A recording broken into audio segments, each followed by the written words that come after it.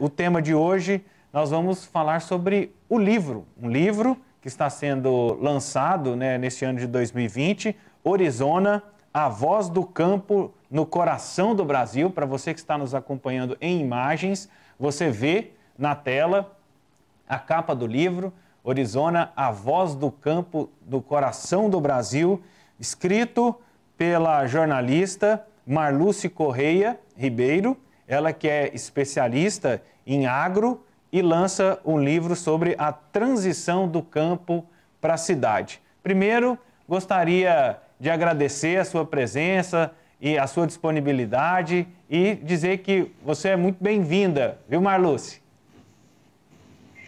Boa tarde, Vinícius. Boa tarde, Lívia. Muito obrigada pelo convite, Agradeço aqui à TV Sagres, o Sistema Sagres de Comunicação, pelo convite. É um prazer estar aqui com vocês para contar um pouco, desse meu projeto, desse meu livro e da minha trajetória ligada aí ao campo, e ao agro desde as raízes.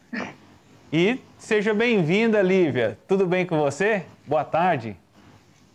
Boa tarde, Vinícius. Boa tarde, Marluce. Obrigada por estar conosco nessa tarde. Boa tarde ao pessoal da produção, dos bastidores do Tom Maior e a todos os ouvintes, telespectadores, internautas que nos acompanham. Está tudo ótimo, Vinícius. Estamos aqui para mais uma tarde prazerosa em Tom Maior. Isso que é o mais importante. Em Tom Maior, a gente sempre em alto nível, em bom astral. A gente começando à tarde aqui no Sistema Sagres. Eu queria saber de você, Marluce, primeiro, como é que surgiu a ideia? Eu vejo que, pelo material, que ele é fruto de um trabalho de conclusão do curso, de jornalismo aqui na PUC Goiás. Então, como é que surgiu essa ideia de contar a história do campo? Bom, Vinícius, como bem você disse, o trabalho é fruto do meu trabalho de conclusão de curso, o meu TCC. No ano de 2016, eu concluí o curso de jornalismo e essa vontade de contar essas histórias surgiram logo que eu comecei a cursar a disciplina de livro-reportagem. Foi ali que eu decidi que era isso que eu queria fazer para concluir a minha faculdade. E eu estando no campo, eu sou de Orizona, eu sou nascida aqui em Orizona, então eu estando aqui, eu quis muito dar voz a essas pessoas, dar voz a essas histórias, porque eu sempre conversei muito com as pessoas, meus familiares mesmo, conhecidos, e eu sentia que aquelas histórias que eles me contavam não podiam se perder no tempo. Sabe? Então eu entendi que eu tinha a voz, eu tinha a oportunidade de registrar essas histórias e fazer com que outras pessoas, além daqui do nosso município e do nosso mundinho aqui, pudessem conhecer, se reconhecer nessas histórias, ou aqueles que nunca viveram algo parecido, pudessem conhecer como é viver no campo, como era viver no campo no século passado, 1930, 1940, e como as coisas foram mudando. Como que a evolução, a tecnologia, as mudanças chegaram no campo e o que isso gerou para as gerações que hoje aqui vivem e o que aqueles que viveram pensam disso. Legal, hein, Vinícius? Muito bacana. Poder contar da gente mesmo de uma forma assim poética, jornalística, um pouco de tudo junto, misturado, Eu tenho uma pergunta para você, Marluce. Assim, a gente ouve assim as análises do momento em que nós vivemos, da pandemia, que agora com esse negócio de home office as pessoas já viram que podem estar em qualquer lugar do planeta trabalhando e dando a resposta ali com as suas atividades. Você acha que esse momento que a gente vive vai contribuir para que as pessoas tenham um olhar especial, um apreço maior para as cidades menores, para o campo e passem a dedicar um outro olhar e uma vida nessa perspectiva, porque elas já entenderam que não precisam estar num grande centro urbano para trabalhar? Com certeza. A gente vê cada vez mais, né, as pessoas entendendo essa questão de que eu posso estar num lugar mais tranquilo, viver com mais qualidade de vida, né, e mesmo assim trabalhar em algum lugar que eu já trabalhava, né, por exemplo. Eu hoje, na função que eu exerço no Portal Agromulher, eu consigo fazer tudo daqui. Então, para mim, não é interessante sair daqui, ir para um grande centro, para poder trabalhar como jornalista do agro, que é o que eu faço hoje, né? Então, eu vejo que as pessoas, elas estão buscando muito isso, hoje, e com a pandemia mais ainda, né? Essa questão da qualidade de vida, de conseguir dar valor à simplicidade, muitas vezes, né? E elas entenderam muito que, às vezes, não precisa muito para elas conseguirem ter uma boa qualidade de vida, né? Então, eu vejo isso. E aqui em Arizona, a gente vê muito, assim, muita gente que vem de fora para descansar. Então, eu vejo, assim, que pode ser uma oportunidade vista por muitos de ir para cidades pequenas, né? Como uma mudança de vida mesmo, de uma coisa mais tranquila, de hábitos mais saudáveis, vamos dizer assim. Isso é bacana mesmo. E me chama, nesse embalo, né, dessa mudança, né, do home office, você também trabalha num site, né, num portal que chama Agromulher. Você, uma mulher falando sobre o campo. Queria que você falasse um pouco sobre os desafios que a mulher tem enfrentado e tem para conquistar esse terreno dentro do agro, dentro da agricultura, do agronegócio, enfim. Como é que vocês têm trabalhado isso e você tem percebido essa batalha? Sim, Vinícius, sem dúvida, a mulher, ela sempre lutou muito para ocupar esse espaço. E eu vejo que nos últimos tempos a gente tem conseguido mais espaço, né? Eu falo que essa voz que a gente está conseguindo ter agora, hoje a gente consegue ter a voz, porque o trabalho a gente sempre fez, né? Mas a gente hoje está sendo vista por isso. E eu vejo que o fato, ligando a questão da pandemia, a gente, no Agromulher mesmo, a gente vê muito isso, a questão de como o campo está se digitalizando, né? Mais do que nunca, muitas coisas são resolvidas pela internet, né? Cada vez mais, tudo muito informatizado, tudo muito digitalizado. E a mulher, ela vem com força total nisso aí, né? Ela tem um olhar mais atento, às vezes, ela consegue liderar de uma forma que, ao mesmo tempo que é firme, ela é mais suave, mais delicada. Então, a gente vai tomando um espaço nas empresas que, às vezes, faltava esse lado feminino para ajeitar as coisas, vamos dizer assim, né?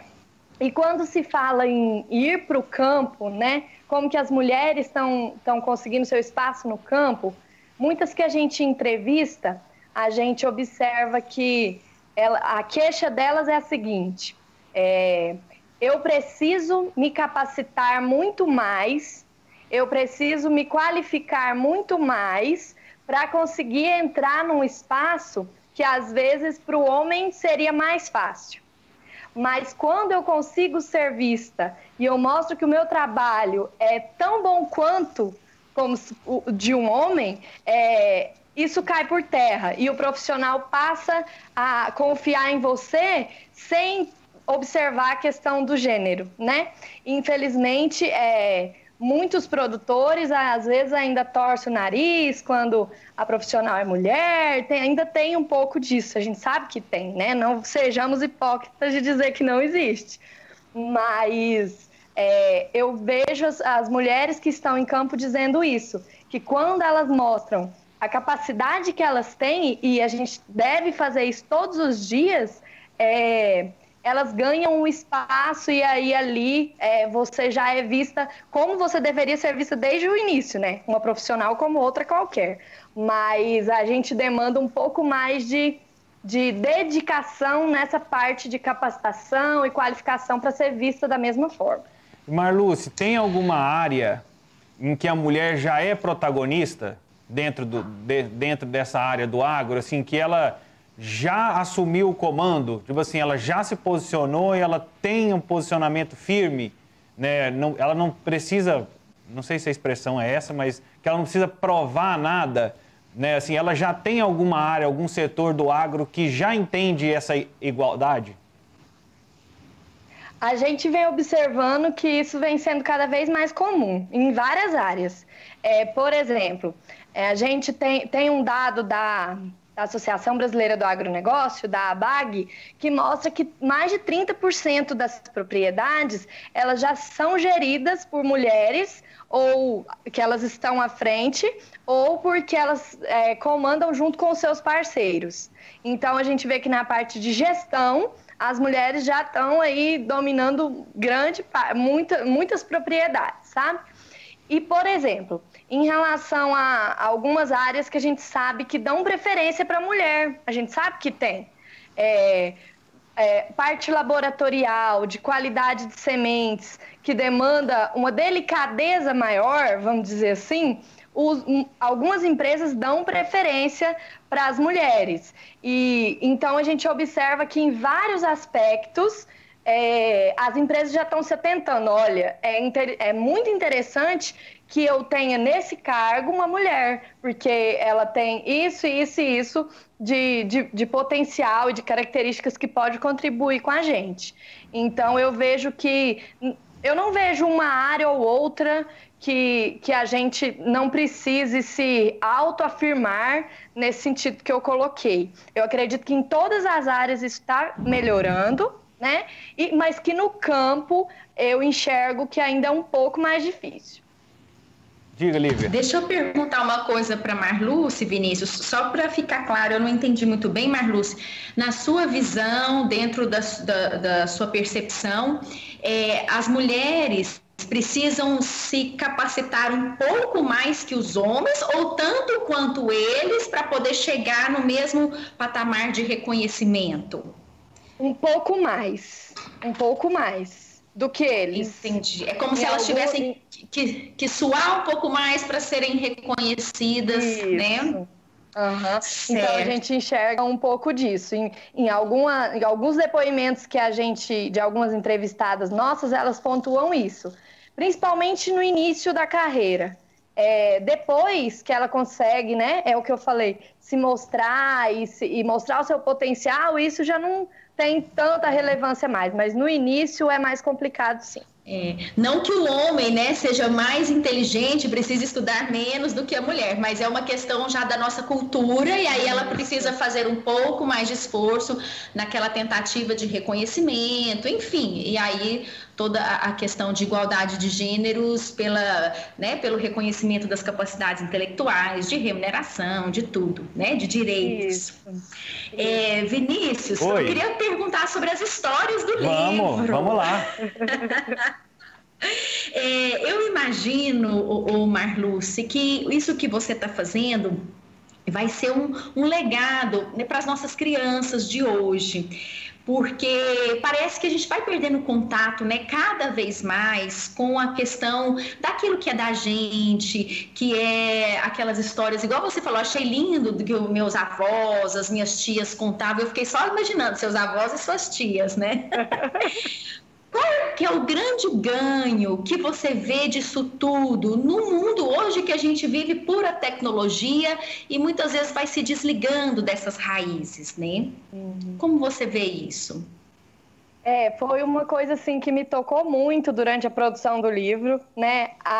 O brilho no olhar das pessoas me contando essas histórias, sabe?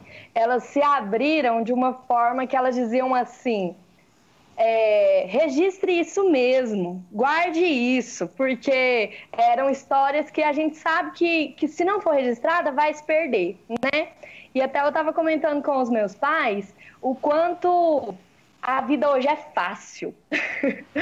Eu vi isso no livro, sabe? Assim, coisas que inimagináveis da pessoa ter que ir buscar fogo mesmo na casa do outro, né? Eles brincam quando é uma visita rápida, né? Aqui na região a gente fala assim: você veio buscar fogo? E aí eu entendi no livro. Um dos meus personagens, né? Dos meus entrevistados me contando que o tição, né, ficava lá no fogão a lenha, e se no outro dia ele amanhecesse apagado, né, que não tivesse mais brasa para acender, ele tinha que ir no vizinho buscar, né, um pedaço de lenha aceso com brasa para ele poder acender. Então, assim, é coisa que a gente não imagina, porque não existia o fósforo, do jeito que, né, não existia isqueiro. Então, coisas assim, de esperar semanas para uma carta chegar. Gente, quanto que hoje a gente tem paciência para isso? Não tem, sabe? Então, assim, coisas assim, relatos que você fala assim, não tem lógica. E tem lógica, é a história, é a nossa história, né? Que eu acho que nossa geração, a minha geração, não consegue imaginar como é viver nessa época, como foi viver nessa época. Então, quando eu escrevi tudo, assim, eu fiquei extasiada muitos dias com aquelas histórias e foi um prazer imenso poder registrar isso. Aqui, eu estou aqui com o livro, poder registrar isso de uma forma que as pessoas vão ler e falar, nossa, a minha família, meu avô contava isso. Nossa, olha, sabe? Então, a ideia é essa ideia de pertencimento. E tem uma história que você gosta mais? Tem uma história que você gosta mais? Ai, difícil. Porque eles são 12 personagens, tem alguns familiares, outros que são conhecidos, né? Mas uma história que, pelas fotografias do livro, a pessoa identifica o quanto foi divertido fazer a entrevista, foi a do seu Zé Bié. O seu Zé Bié é justamente esse que me contou da história do fogo, de buscar fogo. E assim, ele me contou histórias muito engraçadas, muito divertidas. Da primeira vez que ele viu um avião, como ele reagiu, porque ele escondeu debaixo da cama quando ele escutou o barulho, porque ele ficou sabendo que estava tendo a guerra lá no estrangeiro. E ele ficou com medo de ser bomba, de ser coisa e tudo. E aí ele ficou com medo. Então, assim, ele me trouxe histórias muito divertidas, sabe? E por outro lado, a história da minha avó, que é a primeira do livro também, me tocou muito por ser uma questão mais próxima também, né? Mas porque muita coisa que ela contou, nem nós da família já tínhamos parado para ouvir. Então, assim, é muito interessante essa capacidade de relatar essas histórias. Então, agora eu vou mudar o tom da pergunta, porque, assim, eu tenho um trabalho parecido, mas é contando a história do futebol. E toda vez que a gente ia na casa do senhor, a gente sempre tinha um lanche maravilhoso. Então, agora eu vou perguntar, assim, qual foi o lanche mais gostoso que você comeu ao fazer essa entrevista? Sem dúvida, foi o da Cecília. Da Cecília é aquela que você chega e a mesa tá posta, sabe? Foi lá. Cheia de bolo, de biscoito, de café. Exatamente. O cheiro da casa já mostra como vai ser. Muito bacana. E, Marluce, como é que faz para adquirir o livro? Quanto que custa? Como é que as pessoas podem fazer? Mostra aí o livro novamente aí na tela pra gente. Como é que as pessoas podem fazer? O livro. Ele é todo colorido, capa dura. Ó. Aqui a foto do Zé Bié. Abri bem na página. Ó.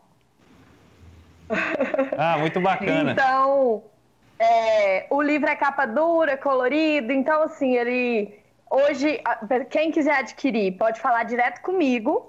No meu e-mail, que o pessoal vai colocar aí na tela, né? marluce17.correia@gmail.com. Ou no meu Instagram mesmo, marlucecorreia17. E o Instagram é aberto, quem quiser ir lá visitar, tem algumas fotos, algumas coisas em relação ao livro. E o livro hoje ele custa R$60, mais o frete, né? Dependendo da distância aqui de Orizona, eu envio tudo bonitinho e aí a gente conversa de acordo com o contato de quem quiser adquirir. Mas é meu xodó, eu tenho muito orgulho desse trabalho e acho que quem adquirir não vai se arrepender porque vai mergulhar nessas histórias. Agradeço aqui já de antemão também a minha equipe, né? Porque ninguém faz nada sozinho, ainda mais um projeto desse tamanho. O meu orientador, Rogério Borges, que me ajudou muito nesse livro. A Fernanda, que foi a responsável por essa beleza toda, Fernanda Soares, que fez a parte de diagramação. O Pedro Henrique, que fez a parte de fotografia, né? E a minha família, que me transportou para fazer as entrevistas. E aí todas as pessoas que têm contribuído para que esse trabalho chegue, né, a mais pessoas e cada vez mais longe. Agradeço vocês pela oportunidade de vir mostrar esse trabalho, que eu tanto tenho orgulho e que seja o primeiro de muitos, quem sabe. Assim a gente espera. Eu estou recebendo uma mensagem antes da gente encerrar, Marluce. Tem uma pessoa que está aqui te mandando um beijo, um abraço, diz que estudou com você, que é a nossa Natália Freitas. Ela está ali na redação acompanhando, ela já veio aqui no meu ponto e falou assim, ó, manda um beijo para ela estudou comigo. Estudei mesmo. Natália, inclusive, conhece Arizona. Ela pode contar para vocês se o que está escrito aqui é verdade. E um beijo, Natália. Saudade de você. Fiquei muito feliz com o contato da Sagres. Ainda lembrei na hora. Falei, é onde a Natália trabalha. E, assim, são histórias e amizades que a gente leva da época do jornalismo. Marluce, parabéns pelo trabalho. Muito bacana. Eu acho que a gente tem muito debate também em cima do seu trabalho, muita reflexão que a gente pode fazer. A gente foi pela mulher, pelo espaço, né, a tradição. A gente tem muita coisa a debater, a preservar diante do agro, antes que ele vire só negócio. Então, muito obrigado pela sua presença e pelo trabalho e pela oportunidade de ter você aqui na nossa programação. Eu que agradeço a vocês. Eu acho que é isso, né? A gente tem que humanizar o que realmente é humano, né? E a gente sabe o quanto de histórias lindas que a gente tem por aí que precisam ser contadas antes de serem perdidas no tempo. E é esse o meu propósito hoje. E eu agradeço muito a vocês aí pela oportunidade. Parabéns pelo trabalho e sigamos firmes. Muito obrigado. Beijo! Essa é a Marluce Correia, jornalista, escritora, lançando o livro ali. Ela lançou o livro recentemente, Orizona, a voz do campo no coração do Brasil. E para você que tem interesse em adquirir o livro, está aí na tela. Para você que está no rádio, eu vou ler. marluce17.correia@gmail.com. Esse é o e-mail. Ou você pode procurar também a Marluce no Instagram, no @marlucecorreia17, e lá você interage e pode adquirir esse livro, a gente também incentivando a produção acadêmica. Mas, Lívia, a Marluce encerrou, né, a entrevista com ela quase como uma frase, como se fosse um alma em cura. Humanizar aquilo que é humano. Eu me segurei aqui, porque tem um link muito grande com o tema do Alma em Cura hoje. Você combinou com ela? Parece até que a gente combina. Você combinou com ela? Não. Os nossos telespectadores, ouvintes, já sabem que a sincronicidade aqui do Tom Maior é total, porque a gente não conversa, não combina e no final tudo se interliga, né, Vinícius? Com certeza. O que nós temos de Alma em Cura para hoje? Então, hoje eu trouxe uma frase de um grande...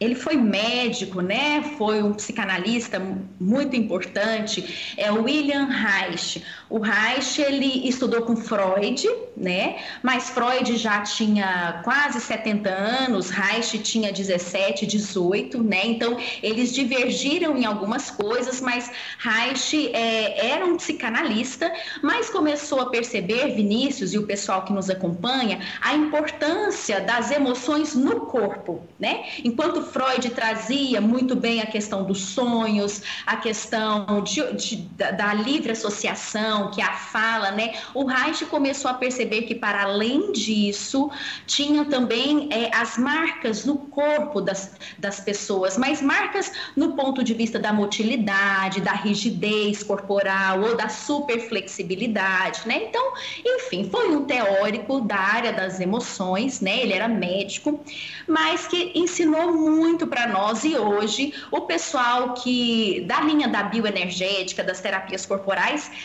bebe na fonte de Reich, né? Vieram outros depois dele, mas ele foi a pessoa que começou com isso. Então, eu vou pedir para que o Homem Cura vá para a tela, para a gente poder olhar. Você lê para nós, Vinícius, com aquele seu poder descritivo, assim, claro, fenomenal? Vou fazer audiodescrição para quem está na rádio, viu? Nós temos uma criança careca, com as mãos no rosto, como se estivesse em oração, uma veste azul, com um colar grande, com pedras ou com algum tipo de...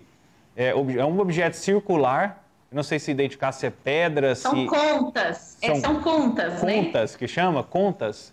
Então, são contas, e ele, com as mãos, como se estivesse rezando, né? E aí vem a frase. E ele até parece com um olhar meio desconfiado e tal, cabeça mais o olhar olhando por cima e tal, parece que ele está ali observando alguma coisa. E a frase do Homem Cura, do Wilhelm Reich: para dominar a chaga psíquica, é necessário estabelecer uma distinção nítida entre o amor natural que existe nos pais e nos filhos e qualquer forma de compulsão familiar. Exatamente, Vinícius. Amor natural que existe nos pais e nos filhos e compulsão familiar. O que a gente teve hoje na entrevista foi o exemplo desse amor natural sendo materializado, concretizado, deixado aí para a posteridade, né? O Reich colocava muito essa questão da nossa compulsão por normas. A gente perdeu, nós, né, a sociedade, isso na época dele, lá para 1915, 20, né? Ele dizia que nós tínhamos perdido a potência natural de nos entregarmos ao trabalho, às relações afetivas, ao amor, ao prazer, né? Tudo muito cheio de norma, tudo muito cheio de rito, e que isso vai tirando a nossa capacidade de autorregulação, de um indivíduo sadio, né? Então, isso faz com que nós precisemos de uma autoridade dizendo o que deve ser feito, de como deve ser feito o tempo inteiro, né? E aí ele traz toda uma teorização, que a gente não vai entrar aqui no mérito, mas que isso seria o cerne, né, dos movimentos ditatoriais, enfim, né? Mas a questão é que a chaga psíquica, né, ela tem a ver com essa compulsão familiar, de rigidez, de normas, de tudo tem certo, tudo tem errado, tudo tem que ser. Claro que nós, pais, temos, né, a responsabilidade, o dever de educar os nossos filhos, repassando os valores, repassando questões morais, né, de toda ordem, a educação. Isso a gente não é indelegável, né? Essa é a nossa responsabilidade. Mas que fique então o amor saudável e natural de seres que se nutrem, que se bastam, né? E se a gente for ver, a pandemia está forçando a gente inequivocamente a fazer isso. Agora a gente tem que se aturar, agora a gente tem que se haver com as nossas tarefas, né? As nossas tarefas de alma, as nossas tarefas também que nos são colocadas, né? Então a educação agora é responsabilidade minha, não é mais da escola. Quer dizer, é também, mas eu estou vendo e tendo que me apropriar da parte que me cabe, eu como mãe, né, como pai, como responsável. Então, que isso nos sirva para a gente poder restaurar a naturalidade do amor entre pais e filhos e entre pessoas também, né? O da naturalidade, da entrega, à alegria de viver, ao prazer de viver, e não a compulsividade. As normas são importantes. Aqui nós jamais, em tempo algum, fazemos uma apologia da ausência de normas, de regramento. Não, mas que eles sejam o suficiente para não nos tirar a naturalidade, né? E o que a Marluce fez, que a gente viu no primeiro bloco, foi resgatar isso, né? Não deixar isso morrer. Ela traz histórias simples, de pessoas simples, para a gente beber isso de vez em quando e lembrar que as nossas origens são simples e que as nossas origens são, e a nossa vida nas relações também pode ser simples, né? E ela falou uma palavra muito bacana que aí junta agora para a gente arrematar no Alma em Cura, que é o pertencimento, né? O pertencimento é uma das ordens do amor, uma das leis sistêmicas que regem, né, as famílias e os sistemas, né? Ninguém fica de fora, todos nós temos o direito de pertencer. Então, os nossos antepassados que vieram antes têm o direito seguem vivos em nós e têm o direito de pertencer, de serem sempre lembrados, e o livro traz uma referência assim.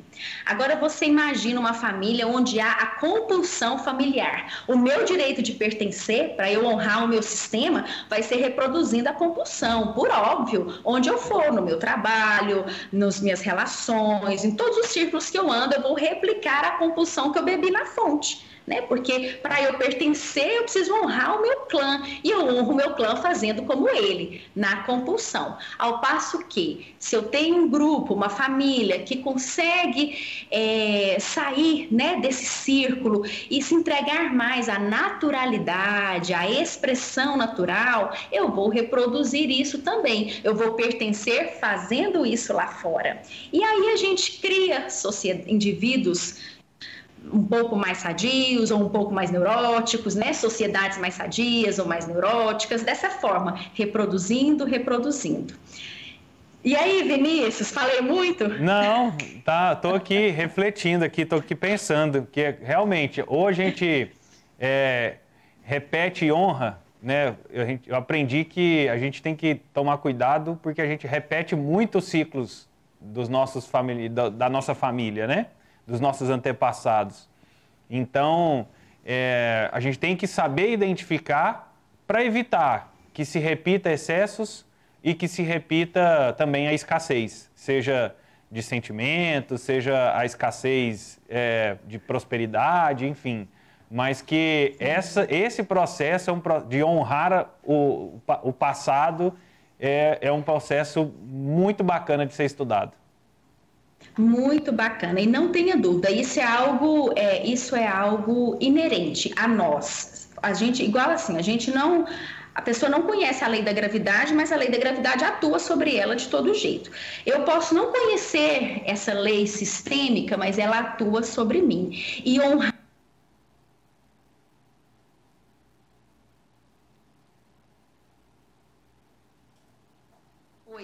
e às vezes de uma forma diferente, desviada, um pouco assim, mas na tentativa de manter aquela pessoa viva em mim, viva em nós, aquela pessoa quem nos deu a vida e quem veio antes. Então que a gente consiga, como você bem colocou, fazer uma autoavaliação, buscar uma terapia para se entender, para se conhecer, ver aquilo que está repetindo para o bom, aquilo que está repetindo para o não bom, fazer as pazes com tudo que aconteceu, mas dizer agora eu me dou o direito de seguir adiante do meu jeito, honro vocês, né, por tudo que vocês me deram, mas agora eu decido fazer um pouco diferente, porque para mim desse jeito já não dá. E com isso a gente vai na saúde emocional, na saúde, né, psíquica, afetiva, construindo a nossa vida e de quem vier depois, para os nossos descendentes. Né? O trabalho é árduo, mas vale a pena. Vale a pena, com certeza vale a pena. Muito obrigado, viu, Lívia? Muito legal a reflexão de hoje do Alma em Cura. Que bom. Até amanhã, Vinícius. Um beijo. Um beijo, Lívia. Muito obrigado pela sua participação, a participação diária aqui na nossa programação.